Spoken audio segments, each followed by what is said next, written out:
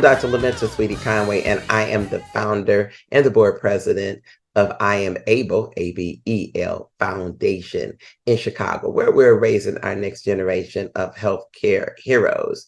As both a physician and a mother and a healthcare advocate, we are excited to bring the message of one of our beloved board members, proud parents. Proud means parents raising our upcoming doctors, and just all together boss women to share her epic story of survival. This is an important month. I know many of you who are listening have been touched by breast cancer. Maybe it's yourself or a family member. For me, it was my grandmother. It was my grandmother-in-law, my mother-in-law. So breast cancer touches about and affects about 1 in 8 women. That is their lifetime risk. If we're a little bit older, we have risk, and there are other risk factors that are associated with breast cancer. There are some that are modifiable, things that we can do to diminish our risk, like being healthy, exercising, losing weight. And then there are some things that we can't change at all, like our proximity to breast cancer through genetics or special genes like BRCA and tons more. But this month is all about talking about it and raising awareness. And even a special note is to me made about Black women, because Black women, while they don't are not the persons that have breast cancer the most, they are certainly, in our nation at least, the most likely to die from breast cancer. And with that being said, it is super important that we even more get the message out that there's even a breast cancer calculator for Black women to look a little bit more into our risks, which are a little bit different. So I am excited on today to bring up our next guest, Deonna Onyango. She is a 2-time cancer survivor, thyroid cancer, as well as breast cancer, triple negative breast cancer. She'll talk about that a little bit. And mother, mompreneur, friend, wife, sister, advocate, busy corporate, a big busy corporate consultant. Uh, but breast cancer knows no name and no address. And when it comes, you've got to respond. And with that, I would love to introduce to you a friend, a colleague, and a fellow board member of I Am Able Foundation, Deonna Onyango. So Deonna, we thank you for coming and spending this morning with us. So I Am Able Foundation can talk about Breast Cancer Awareness Month and your own personal story, and then really just salute the women who have lived through breast cancer and have become now survivors. I want you to share with our guests about your story. Can Well, you thank take you. me back to the day that you were first diagnosed? Absolutely. Thank you so much for having me on. So I turned 40 in May of 2020. So one of the things they tell you to do when you turn 40 is have a mammogram. But it was the pandemic. So initially I said, you know what, I'll just wait till next year. Because they're saying like don't go into hospitals unless you really have to be there and all that type of stuff. But I kept getting the reminders saying you're overdue for your mammogram, call and schedule an appointment for your mammogram. So it was actually in November that I said, you know what, let me just go ahead and get this mammogram so they can stop sending me these reminders. Uh, just thinking it would be my first routine mammogram. And I went and they asked me to come back to do an ultrasound, which a few people had told me don't get excited or worried if that happens. It happens all the time, especially with your first mammogram. And with Black women having larger, dense breasts, sometimes that happens, but it's nothing to worry about. So I really wasn't worried. I was just like, okay, this is par for course. So I went back. But when I did the ultrasound, they said they wanted to do another mammogram, a diagnostic mammogram. And the technician kind of gave me a clue because he asked me, was I okay? And did I have any questions? And I said, well, should I have any questions? Right. Like, he was like, well, we have to wait until a doctor actually gives an official diagnosis. And there's still a good chance this could be benign. I said, good chance. Like, that was kind of telling to me that he saw something that didn't look right. So, but they actually had my primary care physician call to deliver the news. And so I kind of was feeling like, from the moment the phone rang and I saw that it was her, that's what she was calling to say. So she said, unfortunately, it does come back to show that you have breast cancer. And I was like, Dr. Renner, how often does that happen? And she was like, I know. I said, first mammogram, she's like, I know. I said, me too, because I looked it up. Less than 1%, Right. less than 1% of the time. So she's like, I know, and I really just felt like I don't have time for this. Like, Yes. initially I didn't feel like sad. I just kind of felt like Were you interrupted. angry a little bit? I think I was annoyed, Annoyed. frustrated. Yeah, like You I messing with my schedule. right, yeah. Like this is a major interruption to my regular schedule program. I had so much going on. My younger kids were 4 and 5 at the time. It was the pandemic, so I had taking them out of school because the virtual school wasn't working for us. So I just said, we're going to homeschool these kids. They were having a good time with the homeschooling, but me and my husband were still working full time. We were working from home. Well, he was working hybrid even then. So he was coming home, like stripping at the laundry room Front door, and yeah. doing all that. And then we were doing school with the kids at night. Only symptom I had was I did become like very fatigued, but I was thinking it was either just too much going on between managing work and homeschool, or I was like maybe even a touch of the coronavirus or something, but it was a light case, so I wasn't worried. I had no idea. It was Well, you much. know what? Let's keep in mind that your diagnosis was in December of 2020, right before Christmas. Mm-hmm. That news hit at that moment.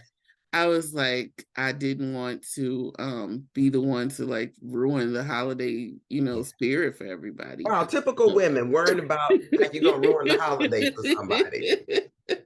It was a lot to take in. I was like, I work in healthcare on the insurance side of healthcare. So I was like, I wanted to do my due diligence and get a second opinion. I met some healthcare weirdos versus heroes. I'm sorry, we do have a few, more than a few. We're working on that at I Am Able. Yes, I was like, man, they treat you different when they learn that you know what you're talking about, though. Because once we get into the conversation, I start talking and answering questions or using medical terminology. Then they say, "What do you do? Are you a nurse?" Um, and I say, "No, I work on the insurance side of healthcare," but it changes the conversation. Oh But yes. I was like the first plastic surgeon that I consulted with, he was directing the full conversation to my husband as if I wasn't Wow. there. I'm like, hello, I'm the patient. And when he laid out the options between lumpectomy, double mastectomy, all this stuff, um, I think initially was thinking like, yep, I'd rather just get rid of everything and not have to worry about it. And I want you to tell us more about that, but tell us, what was your diagnosis? My What was the diagnosis, diagnosis? it was triple negative breast cancer, which means that all hormone receptors or whatever uh that this cancer wasn't going to respond to. Wow. Um it's one You're of the 40 more years old.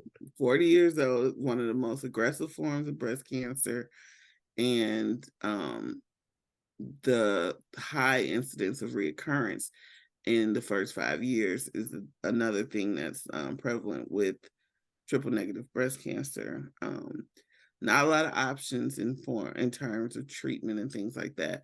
There were some studies and experimental drugs that were in play when I started treatment.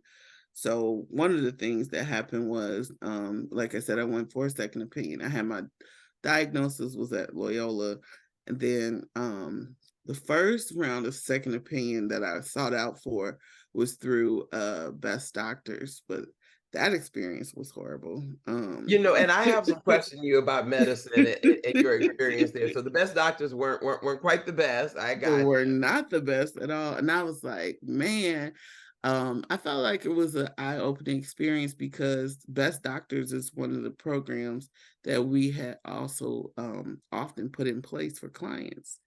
So again, the doctor who I was corresponding with had no way of knowing that. But uh, once I relayed my bad experience to my superiors, they were like, "Oh, this won't do," and but it went up the chain.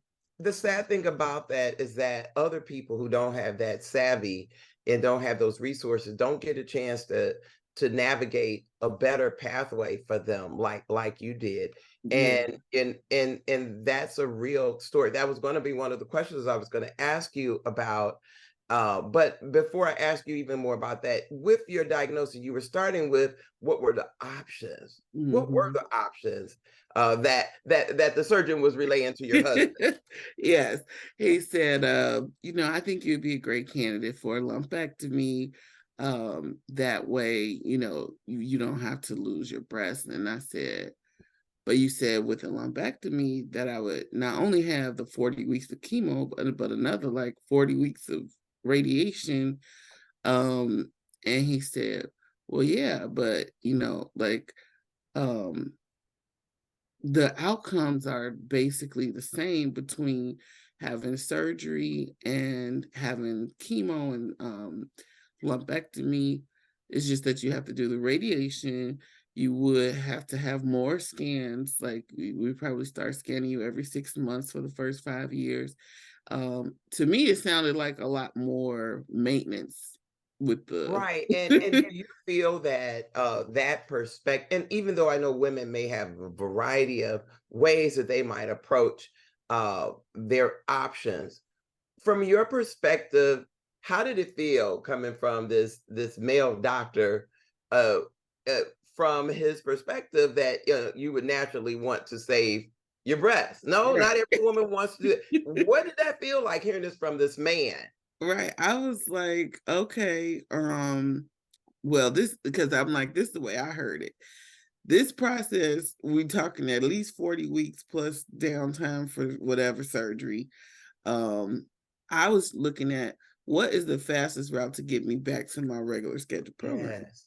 He was looking at it like, well, don't you think aesthetically you want to, keep the breast that you were born with? And what about your husband? Yeah. Um, how do you Right. think he's gonna feel? And I was Wow. like, well, there is something to consider with that. However, I've also thought about the fact collectively we have 4 children. I think my breasts have done their job. I did breastfeed both of the two that I biologically birthed, and I can thank them for their service and retire them at this point if that is going to more, steadily and quickly get me back to this regular scheduled program that I got going on. So what option Um, did you choose? What did you I end up? I chose to do a double mastectomy, and um, not only was it like, well, you could just, you could have the same outcome with the lumpectomy. They were also like, there's no reason to remove the other breast. If you were to get a reoccurrence of cancer, chances are that it would come back somewhere else. And even if it did, reoccur in the breast, getting a double mastectomy only lessens that opportunity by about 20 to 28%. I said, that sounds better than 0% to me. Yeah, I mean, 20 to 28% sounds pretty respectable. So he just really couldn't wrap his brain around the fact that I wasn't going with the lumpectomy option. And even I saw him a second and a third time, he was still saying lumpectomy, although I had already told him the option was double mastectomy. So it was apparent that, like, I was like, yeah, this is not going to be my care team. I really liked the oncologist at Loyola, and she was very nice and knowledgeable and respectful and everything. But I told her, I said, I'm gonna, go for another opinion.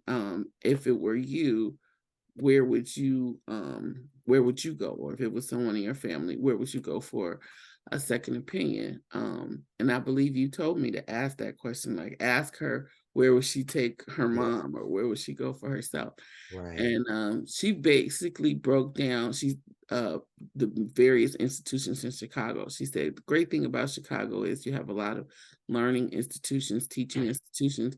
So you really have your pick of the litter, but it's basically how you want to receive treatment. She said if you go to this facility, you're going to see a lot of um, students. You probably only see your doctor once for that initial consultation, and then it's going to be most Students and residents. students or residents. Yeah. If you want a more one-on-one experience with your doctors and your care team, then you might want to go to this location. If you're trying to make sure that you are a part of like the latest and the greatest studies and technologies, I would say these three would all be able to give you that, but the difference is going to be in the level of engagement that you have with your care team. Wow. And if I just want to pause for a second, and I know that there are very compassionate male doctors out there, but I just want to shout out some of our women and the type of experience that you had from that first oncologist, who you were even able to have the conversation that I can't have my surgery here because though you are amazing, I'm not connecting with these other doctors. They're not getting me. They're not representing my needs. It is so important that women are in medicine, and not all women understand like we want them to want them to, Mhm. but we like to hope that whoever our doctor is, that they're going to really get us and care about us. And I'm so glad that she did that for you. So you finally settled on a care team at an institution. Tell me what that was like going through that process, Deonna, if I might ask. What did you actually sign up for? I signed up for 40 weeks of chemo.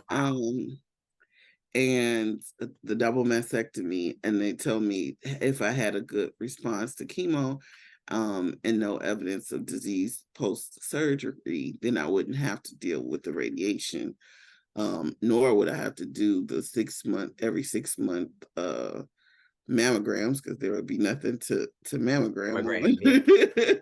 So that's what I signed up for. I did chemo first. Um, the so the I believe it was actually the Loyola doctor who explained that you could do surgery first to remove the tumor, but that doesn't give the care team any basis to know whether the chemo worked or not. Gotcha. They'll Makes just sense. still do the chemo, as a follow-up. But if you allow the chemo to happen first, then they can actually see how your cancer responds to chemo to know, whether the treatment did its job or not. And she said, it may be a little bit scary to think of it that way because you could be undergoing chemo and it doesn't work. But if it doesn't work, we'll know that, fairly soon into the treatment. So it won't be like you'll be 20 weeks in before they figure out that the chemo isn't working. Yes. So I said, okay, as a as a person who's connected to the healthcare community and want health outcomes to be recorded for us, because a lot of times we don't participate in the studies and things like that. I said, okay, I'll do the clinical portion first, the chemo first, and so we will have a baseline. She said, of course we hope that your cancer never comes back, but if it does, at least we'll know whether the chemo was responsive to chemo the first time around or not. So So what chemo did you have, if you remember the name, and how did your body respond to it? How did you uh, handle that? A lot of people that are in our listening audience are very afraid of chemo. How did it work for you, especially when we think about the fact that some of the more traditional tested and tried options wasn't going to work for you because you were triple receptor negative. And so the agents that would work for those particular receptor sites weren't present in your particular case. What did they decide to use? How did it work for you? How did it make you feel? So the two courses of chemo that I had, one was like for a straight 12 weeks. Then I had a 2-week break, and there was another course of medication that was for 8 weeks, but it was every other week. And on the off week, there was a interim medication that was auto, administered to protect the bones and keep Yeah. bones healthy. So the first 12 weeks, although it was taxing in forms of being tired, that was relatively okay. um, but the next round, so I forgot the first 12 weeks, if it's called if that's Taxel or Parataxel. Mm-hmm. I think Was it the Paxitaxel? Paxitaxel. Mm-hmm. I don't know if that's the first 8 weeks or the 12-week. I mean the 12-week treatment or the 8-week treatment. But I know one of them is often referred to like for a nickname as the Red Devil. Oh, mercy. So I was like struggling with that. Yeah. I said, first of all, I don't like that like giving nicknames Red Devil.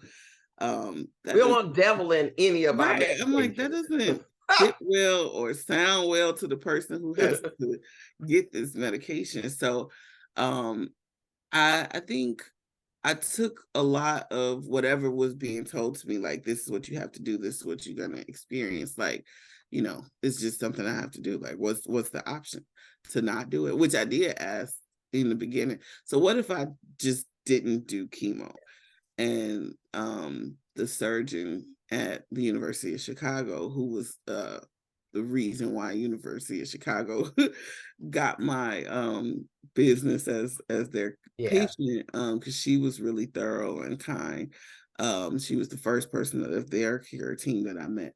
She said, "Oh, that's not an option." She said, "If you do nothing, you will die. Like, no questions." I said, "Okay, well, let's So go you ahead met and a do bossy this." surgeon that told you what options were on the table, and that took care of that. Yeah. She's like, what are you saying? Yeah. So I was like, okay. And she, made it very clear to me that yes, you're going to experience certain things, but I did not have a lot of the known effects associated with those therapies. But for me, it became a mind trip when it got close to doing that red death portion. um I was just like, because of the horror stories that I read online. So I'm like, don't Now, read did any health other people's professional stories. actually tell you, like a nurse? Because one of the things that I see within our medical community is sometimes we get so used to terms and expressions and acronyms, and it's just basically Tuesday for work. So these Hmm. are the things that people say. Did anyone actually use those terms, or these were things that you were learning about through Dr. Google? So both. Oh goodness, Yes. So one of the nurses in the infusion cancer, center. yeah, she probably was a big factor in me feeling anxious, because she said, "Oh, coming up next, it's that red devil." Oh my Lord. She said, and she, very candidly said, "Girl, it's gonna kick your ass." So she thought we was having like this A girl sister talk. girl banner, and Yeah. I was like, this is not working for me. Like, Yeah. I said, so I actually also uh had the great opportunity to join a support group, which has also been very crucial to my healing process.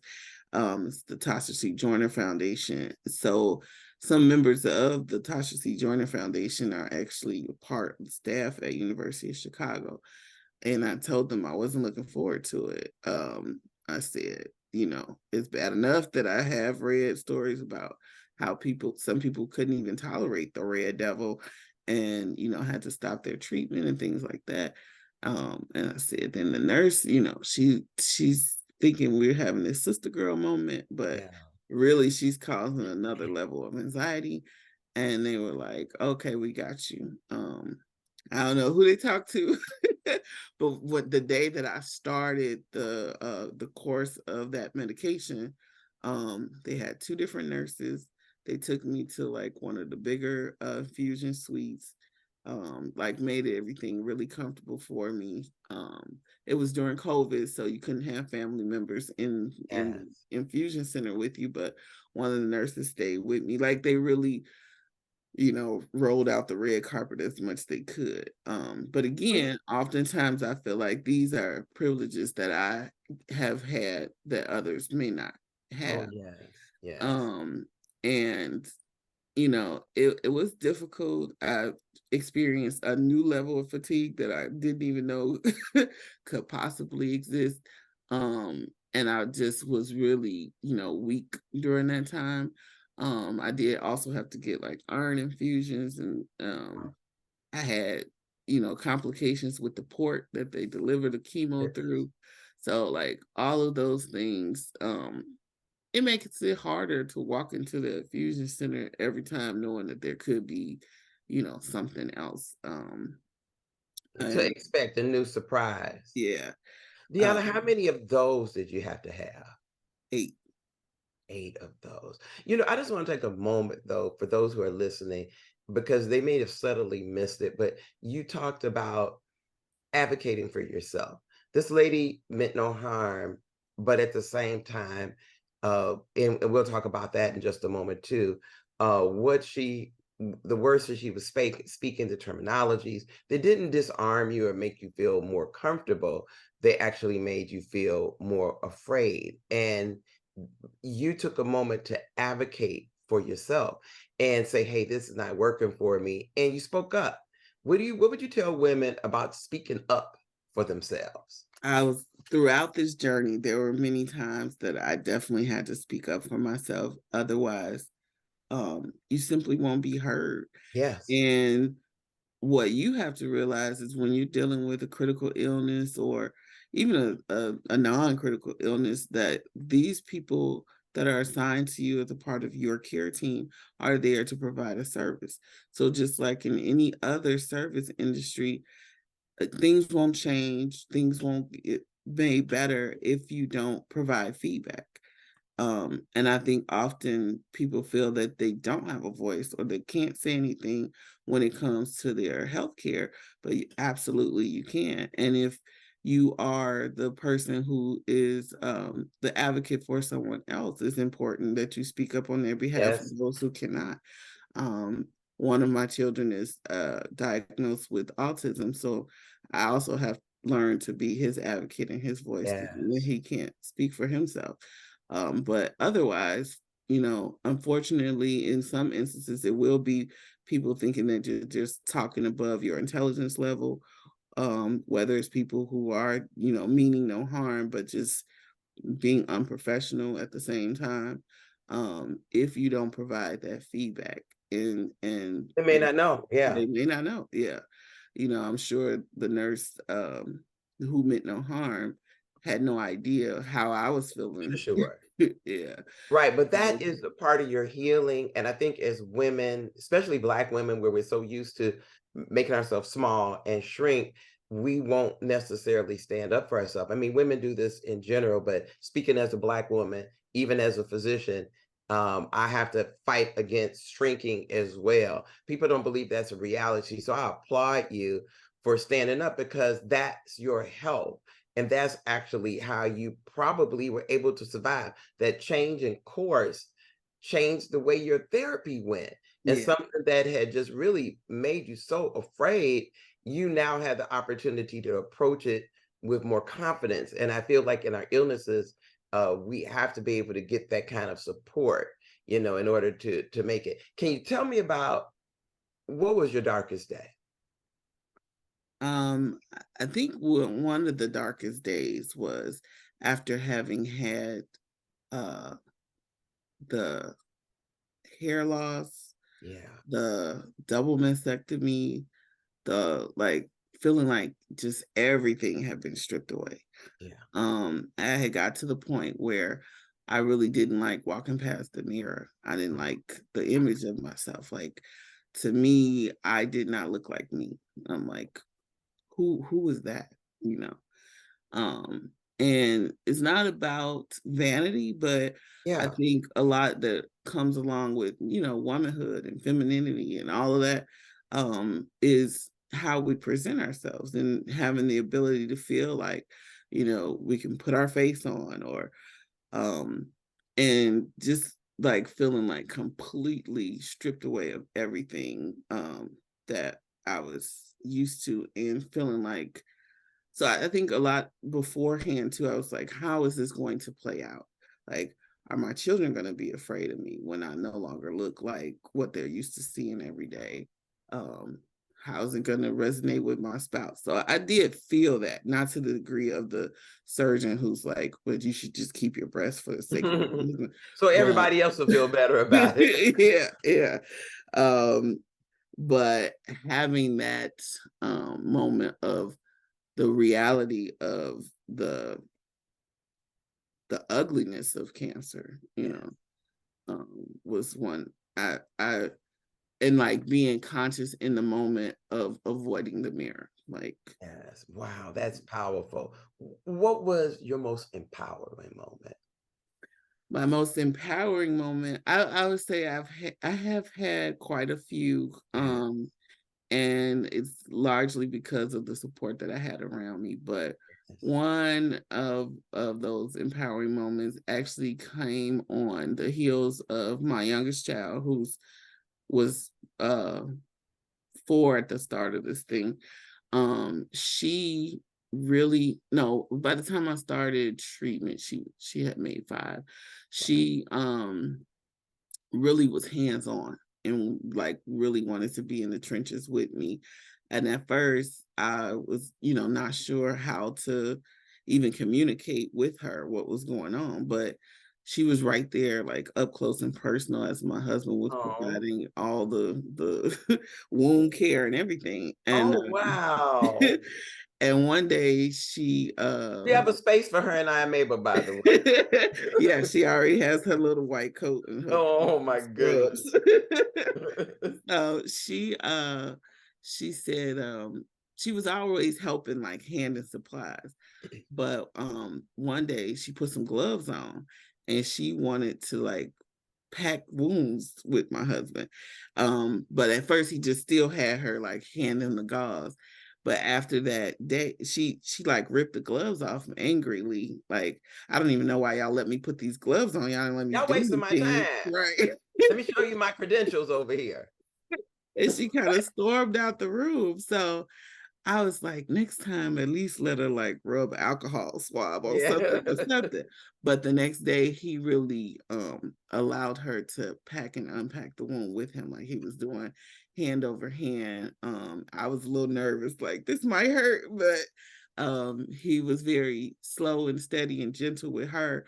But I felt like that was very empowering for me and for her to say, don't feel like a young kid is not able to support you. But for her to be, that young, but basically saying, Mom, I'm here with you, and giving her the tools that she needed to be involved at the level in which she felt most comfortable. And then after that, she did start saying that she wants to be a surgeon. So we'll see if that holds. Hey. She's like, at first she said she just wanted to be a doctor and wear pink scrubs because pink is Oh her God, favorite color. that's exciting. Can you Yeah, tell me if this happened? Did you get a chance to ring the bell? And if I you did. did, tell me that. Tell me about that moment. So I did get to ring the bell, and it was actually bittersweet. I was definitely glad to be done with the course of chemo and all of that. But I did think about the people who either would not ring the bell, or Yes. would ring the bell and still have residual cancer or reoccurrence. So it was like Um, I I think I've probably always been, very empathetic, but being in that space, after getting beyond I never felt like why me. I'm not a why me type person. I'm more like why not me. Yeah. But um but getting beyond just me and myself and my family, just thinking about, everybody in the suite, and who's there for the first day versus the last day. Uh, although, it was some level of relief and happiness with ringing the bell, I also felt like it was a great level of responsibility, Yes. to like not let just haven't had to go through this be about me, but to be an advocate for others. I am not very outspoken, but after going through that, like, I just couldn't help but to be around women and ask them, like, did you get your mammogram? Yeah. um and start the conversation. I'm like willing to have a conversation with anybody. um and I used to think like I would never be one of those people that, every time you see them, they're wearing pink and Mhm. they're like, But it is cute though. yeah, yeah. I'm like, not a bad color to be in, but I have a better understanding and appreciation for those who feel like I've gone through this. I can't be quiet about it. I will adorn pink every day of the week because every month is October for those who, are survivors, thrivers, or those who have lost someone to breast cancer. So it definitely, carried away the responsibility that. What does advocacy look like for you? I know you're talking to women, but I've seen you at the Susan Komen race, which my husband and I got a chance to do a few years, about 20 years back, actually. But tell me what advocacy looks like for you, Deonna. It definitely looks like showing up and Yes, come on now. being the face of this is what happened, but it's not the end of the story. If you Come on only now. mean that, if you only mean that for positive gain, but it's like everything. If you really say in It's a everything, test. give thanks, and everything be a willing and yielding vessel to whatever that looks like. That means like, yeah, okay, God, if you need me to be the one who have walked through cancer to be Mm, able to tell someone else that they can make it, or this is how you can do it, then okay. Like, are you still gonna sign up? If your hand's gonna raise higher to say pick me, I don't know that anyone will actively say pick me, but it's like it since I've been picked, now yes. what? I definitely, as my abilities to do things was stronger, I started doing things. I didn't wait until everything was done. Like midway between chemo, when I had a 2 week break between ending one cycle and starting another. I took a trip with my friends to Vegas. My two besties. I told them when they asked me what I needed, I told them I need you guys to be normal. Like, Wow. I need y'all to treat me normal. I need you. We don't have to talk about cancer every time we together. Just be normal. My kids also provided a great level of normalcy. They Oh, I still. bet you they did. I just needed what I needed most was for some sense of normalcy. So Wow. for everybody who was able to like just be normal. And that's very interesting perspective that because normalcy just reminds you that you're still here and Yeah, to take your mind off of the diagnosis. yeah. One I want to shift gears a little bit and just ask a little bit of how did you manage this as a mother? For people who don't know, my dear Deonna, fellow board member at I Am Able Foundation and fellow does so much stuff in the world, just a big advocate, big community worker. You really have a full plate. And on top of that, you open this amazing business all in the span of really, I think we're approaching 3 years since the day you Yeah. received your diagnosis. Still working, still a mother, still a wife, still a supporter of I Am Able and other boards that you support. How in the world did you manage to do those things or continue to do those things and still take care of yourself? I'm sure it connects to the being normal for Deonna anyway. But While the pandemic happened, everybody was locked in the house board. Um, yes. we started thinking about like what we wanted to do after the pandemic. Like once this is all over, we all were going through difficult times. We're not. My one friend, she had experienced the furlough because of companies and their financial situations that occurred during the pandemic, and eventually they laid her off.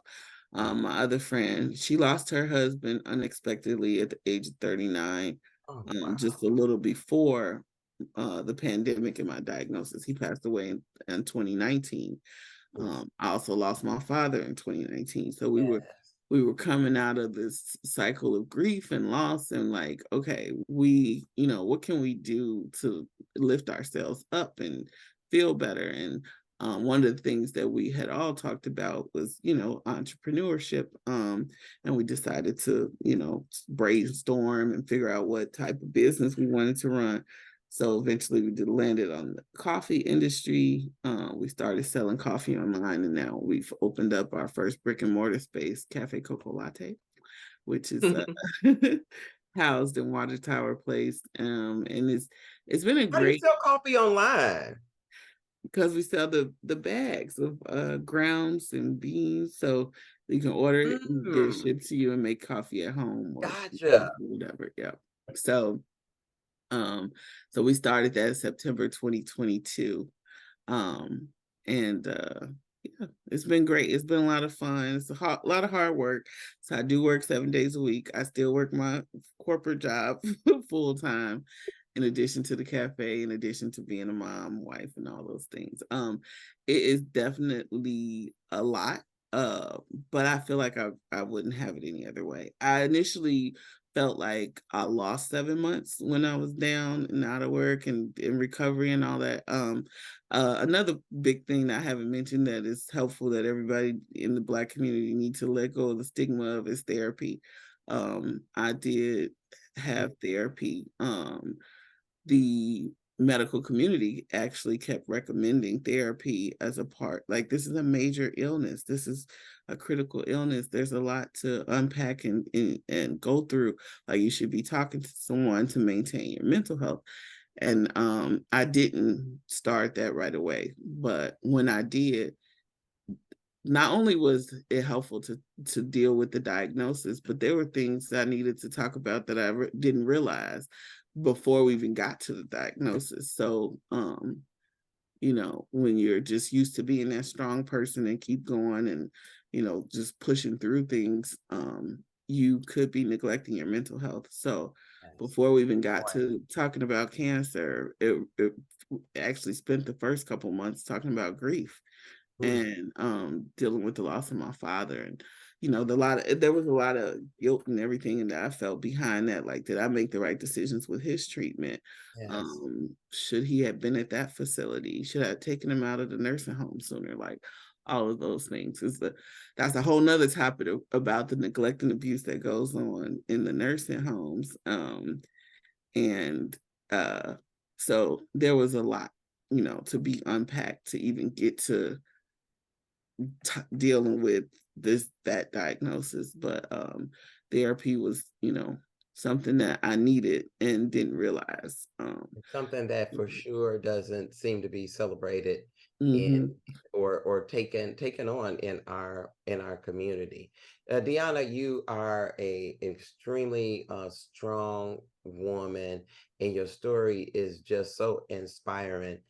If you could share a word of encouragement or a word of wisdom with women as it relates to breast cancer. You are a two-time cancer survivor, having survived thyroid cancer. We had an extensive conversation off camera.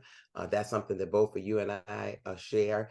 And that was also for you a very a very complicated diagnosis, and some people think of thyroid cancer as not being one that is as serious as some of the other cancers, but you had a very, very serious case of thyroid cancer while pregnant, and that just amazes me. And your surgery and everything that you did during pregnancy, it's astonishing how strong a woman you are, how God has truly blessed you.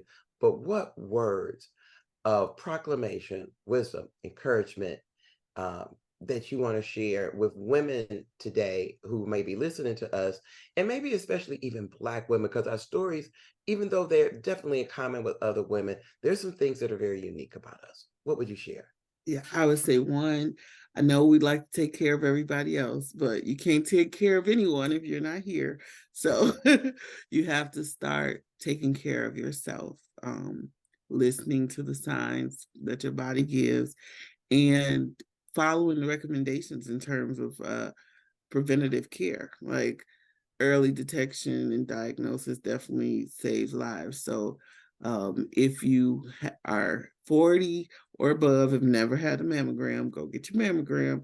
If you are below 40 and have family history or any other mitigating factors that would put you at risk, make sure you advocate for yourself, because oftentimes you might get pushback, whether it be from the doctors, the insurance company, or whatever, in terms of getting that mammogram.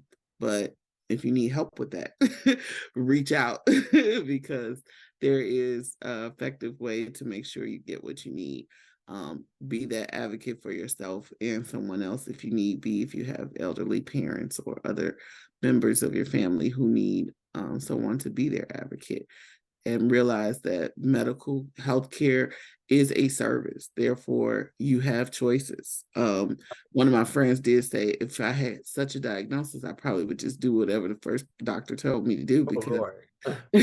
I'd be so messed up with the diagnosis. But in that, like, if you have to take a moment, if you receive a hard news diagnosis, whatever, if you have to take a moment to process, that's fine. Even to break down, scream, be mad. But then after that, educate yourself, become more knowledgeable, and seek guidance from wise counsel Yes. before making a decision, and realize that you are empowered. It's your body, it's your health, and advocate for yourself. Or if you do not have the capacity, make sure you have someone close to you that can advocate for you. I think that is wonderful advice. And for young women who are listening, as a physician that was always, just like you, Deonna, always an advocate, even in my role, I always felt like it was so much more important to hear people when they're talking to you. I say this because I have been on the side of diagnosis of young women as young as 23 and 25 and 28 with aggressive breast cancer, and have been in a fight with other physicians to make sure that they did the right thing because they didn't think that they were going to see it. You know what's happening in your body. Stand up for yourself and you keep pushing. And if you're with the doctor that won't stand with you, take time and go find someone who's going to stand with you. And I remember a Absolutely. particular physician who told me when I left one of my places of employment. He said, "Dr. Conway, you saved my blankety blank."